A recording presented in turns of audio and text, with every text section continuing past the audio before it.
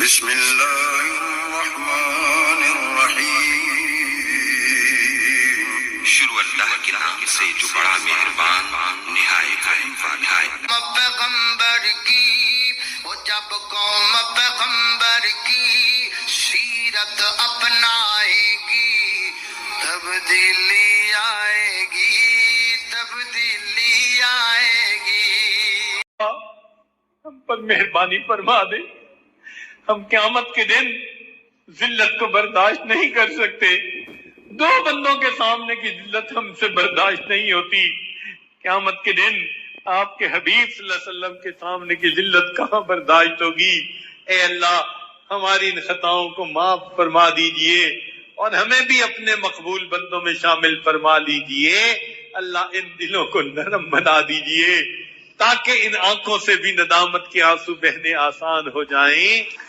لا الہ الا اللہ محمد سبحان ربی جلال وقام۔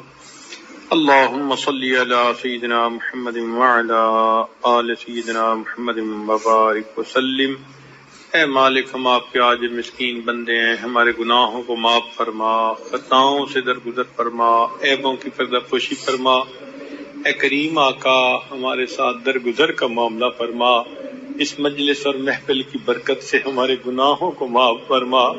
اے اللہ، دنیا آخرت کی رسوائی سے محفوظ فرما، دنیا آخرت کی ذلت سے محفوظ فرما۔ اے اللہ، ہم وہ ضعیف ہیں جو کبھی کی نافرمانیاں کرتے پھرے، ہم نے اپنے گناہوں پہ کبھی کو اپنا گواہ بنا لیا۔ اے کریم، رحمت فرما دیجئے، اسی دنیا میں بخش دیجئے، قیامت کے دن آنکھ نہیں اٹھا سکیں گے۔ اے اللہ، قیامت کے دن چہرہ نہیں دکھا سکیں گے، رحمت فرما دیجئے۔ اللہ، گناہوں کو معاف کر دیجئے۔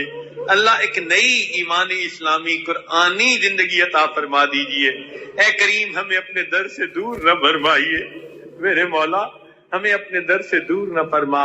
اے اللہ، زندگی میں کبھی بھی بے سہارا نہ فرما، کبھی بھی آسرا نہ فرما، کبھی بھی اپنے در سے دور نہ فرما۔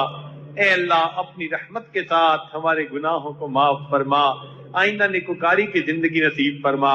جتنے دوست احباب دور قریب سے آئے ہیں، اللہ سب کا آنا قبول فرما، سب کے دلوں کو نور نسبت سے منور فرما، سب کو اپنی محبت عطا فرما۔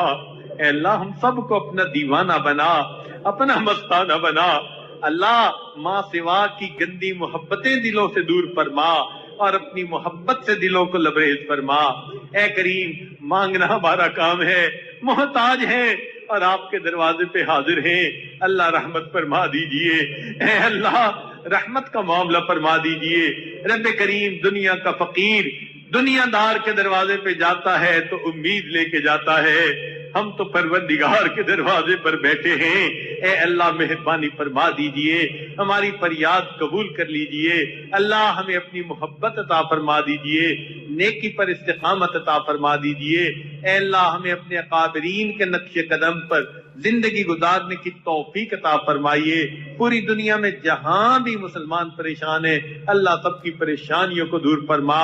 اے اللہ، وہ کتنے خوش نصیب لوگ ہوتے ہیں، احرام باندھ کے نکلتے ہیں، لبیک اللہم لبیک پڑھتے ہیں، کوئی طواف کر رہا ہوتا ہے، کوئی غلاف کعبہ کو پکڑ کے روتا ہے، کوئی مقام ابراہیم پہ نفلیں پڑھتا ہے۔ اللہ، ہمیں بھی ان میں شامل فرما دیجئے۔ اے اللہ، رمضان کا عمرہ، حج کی سعادتیں بار بار عطا فرما دیجئے۔